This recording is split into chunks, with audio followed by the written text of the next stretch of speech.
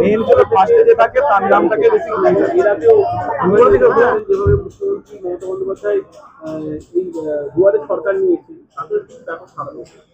তারপর এই 2026-এর আগে এই আমাদের আমাদের সমাধান কেন আবার আনলো?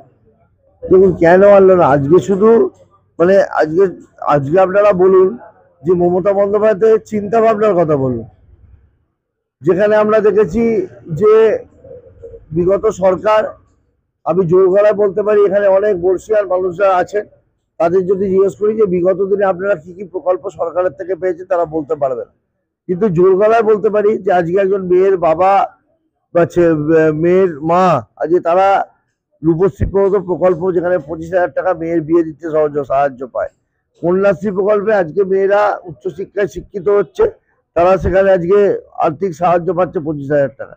তো এই ধরনের প্রকল্পগুলো তো মমতা বন্দ্যোপাধ্যায় সাইকেল দিয়েছে, ছাত্রসাথী দিয়েছে, খাদ্যসাথী দিয়েছে, এতগুলো প্রকল্প মানুষকে দিয়েছে। সবচেয়ে বড় কথা, মানুষকে সরকারের কাছে যেতে হয়, এই সরকার এসছে মানুষের কাছে দুয়ারে সরকারের মাধ্যমে। কাজেই এই চিন্তা ভাবনা একদম মাটির লেভেলে না থাকলে এগুলো সম্ভব হয় না। মানুষের কষ্ট, মানুষের ব্যথা, মানুষের বেদনা, এগুলো মানুষের কাছে থাকলে তবে সেটা ফিল করা যায়, তবে সেটা অনুভব করা যায়। ঠান্ডা ঘরে বসে অনুভব করা যায় না।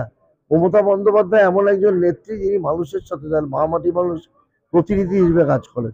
তো আজকে এই প্রকল্প আমার মনে হয় অভিনব প্রকল্প।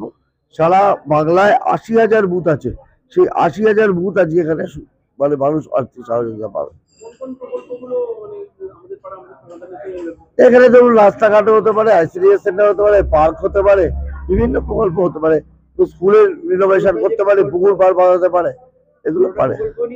হ্যাঁ, বিভিন্ন প্রকল্প আছে। সাধারণ মানুষের ভালো সারা, এখনো পর্যন্ত সারা পশ্চিম বাংলায় প্রায় 70 লক্ষ মানুষ ক্যাম্পে এসছে, ভালো সারা পাচ্ছে।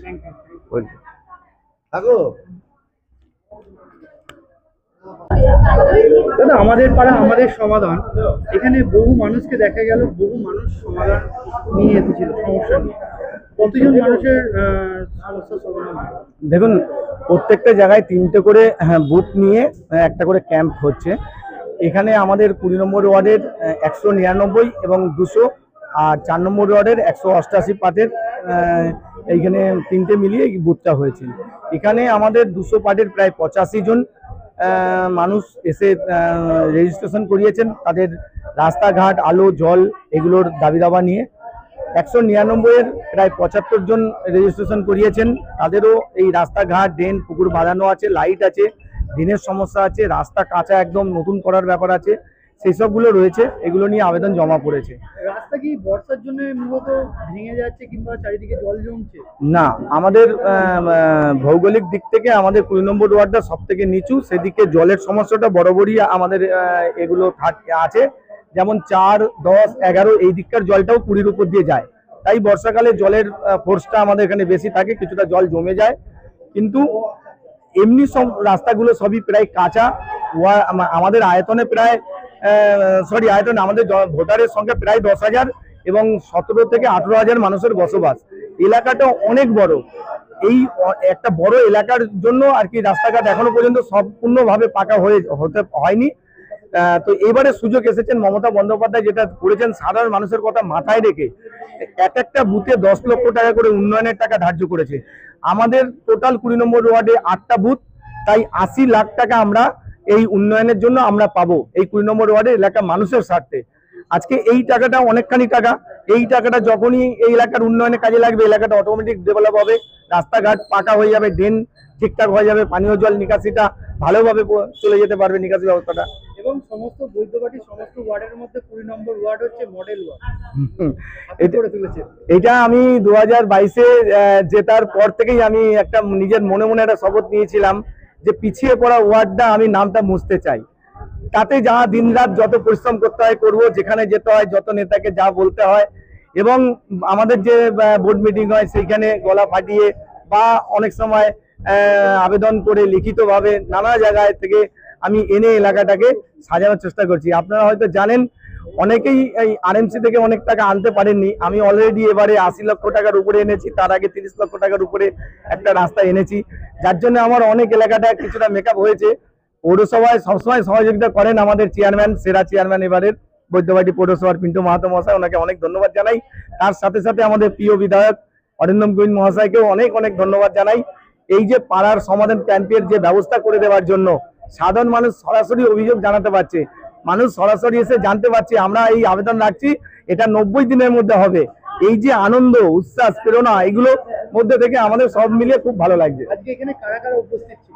আজকে আমাদের মধ্যে ছিলেন আমাদের চাপদানি বিধানসভার সকলের প্রিয় বিধায়ক অরিন্দম গোয়েন ছিলেন বৈদ্যবাটি পৌরসভার পৌর প্রধান পিন্টু মাহাতো মহাশয় ছিলেন, আমাদের 4 নম্বর ওয়ার্ডের পৌর সদস্য রাজু পারই ছিলেন, আর আমি আছি 20 নম্বর ওয়ার্ডের পৌর সদস্য, এবং এলাকার বর্ষিয়ান আমাদের বিশিষ্ট সমাজসেবী এবং পাড়ার যারা আছেন বর্ষিয়ান আমাদের লোকজন। দেখুন, সবাই ছিলেন। আমাদের 4 নম্বর আমি আর হরিপদ 20 পাল, নম্বর আমি বৈদ্যবাটি পৌরসভার বৈদ্যবাটি 20 নম্বর ওয়ার্ডের পৌর প্রতিনিধি। বৃহত্তম ওয়ার্ড আর পিছিয়ে পড়া ওয়ার্ড।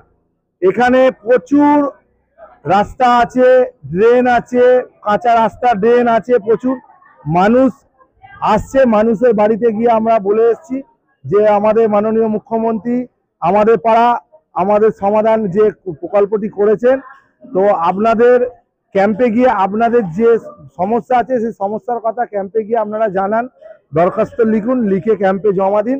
তো আপনার বাড়ির সামনে রাস্তা, ড্রেন বা যে কোনো আপনার প্রয়োজন আছে, আপনি পার্ক করতে পারেন, অ্যাম্বুলেন্স নিতে পারেন, বিভিন্ন রকম প্রকল্প আছে। আপনারা আপনাদের যেগুলো দরকার আছে আমাদের পাড়া আমাদের সমাধানে গিয়ে আপনারা ক্যাম্পে গিয়ে করবেন। সেই হিসাবে 20 নম্বর ওয়ার্ডে প্রচুর মানুষ এসছে। আমাদের 4 নম্বরে 188 বুথের প্রায় 85 জন এখন অলরেডি এই 12টার সময় ক্যাম্পে রেজিস্ট্রেশন করে ফেলেছে। তো ওনাদের যে প্রপোজাল দিয়েছেন, রাস্তা, ড্রেন, লাইট, এইসব যেগুলো যা সমস্যা আছে ওগুলো দিয়েছেন। তো আমি বলবো মাননীয় মুখ্যমন্ত্রীকে যে ধন্যবাদ জানাবো যে ওনার এই অভিনব প্রকল্প, আর এর আগেও ওনার প্রকল্প আছে প্রচুর, স্বাস্থ্যসাথী থেকে আরম্ভ করে আপনার দুয়ারে সরকারের স্বাস্থ্যসাথী, তারপরে সবুজ সাথী, লক্ষ্মীর ভান্ডার থেকে বিভিন্ন প্রকল্প উনি করেছেন, যুবশ্রী, কন্যাশ্রী। তো এটাও একটা ওনার অভিনব পদ্ধতি যে কাউন্সিলর, এমএলএ, এমপির কাছে তার সমস্যা নিয়ে আসতে হবে না, ডাইরেক্ট সরকার এখানে চলে আসছেন, ক্যাম্প করছেন। আপনাদের যা সুবিধা অসুবিধা যা আছে ডাইরেক্ট আপনারা ক্যাম্পে বলবেন, ওনার কাছে এই ক্যাম্পে রেজিস্ট্রেশন করলে ওনার কাছে আপনাদের সুবিধা অসুবিধার কথা চলে যাবেন। আপনাদের যে অসুবিধা সুবিধা আপনারা নিজেরাই নিজেদের সমাধান করতে হবেন, কাউন্সিলর কাছে কোনো আসতে হবে না। একদম অবশ্যই জনসংযোগ। তারপরে যে কাউন্সিলর কাছে বললে কাউন্সিলর হয়তো অত কোনো কাউন্সিলর গুরুত্ব দেয়, কোনো কাউন্সিলর উনি ওই ভেবেছেন যে ডাইরেক্ট মানুষের আমাদের পাড়া আমাদের সমাধান হলে পাড়ায় পাড়ায় একটা এরকম ক্যাম্প হবে বুথ অনুযায়ী, তো সেখানে মানুষের সমাধান এই সমস্যার কথা বলবেন, তো উনি সমাধান করবেন। আপনি একটু আগেই বললেন যে 4 নম্বর ওয়ার্ড বহু পিছিয়ে পড়া ওয়ার্ড, সেখান থেকে মাত্র 85টা বলছেন কমপ্লেন জমা পড়েছে। তার মানে দেখা যাচ্ছে যে এখন তো প্রচুর ভাবে মানে ওয়ার্ড আপনি উন্নয়ন করেছেন। এখন ব্যাপার হচ্ছে এই 180, 188, 187, 88, 86 এগুলো হচ্ছে আমাদের ভালো এলাকা, এগুলোতে আমাদের উন্নয়ন মোটামুটি হয়ে আছে। তো যেগুলো আমাদের তো 11খানা বুথ, বর্তমান 11টা বুথ, এখন এই লোকসভা ভোটে ওটাকে 10টা করেছে। তো আমাদের 186, 87, 88 এগুলো আমাদের ভালো উন্নয়ন। মানে কতটাই এগিয়ে আছে সেই জন্য মাত্র 85টা কমপ্লেন করেছে। হ্যাঁ, 85 জন এসে লিখিয়েছে। এখন 12টা বাজে, এখন তো আমাদের ক্যাম্প চলছে। তারপরে এই বৃষ্টি, অনেক মানুষ বাড়িতেই আটকে আছে, এখনো আসতে পারেনি।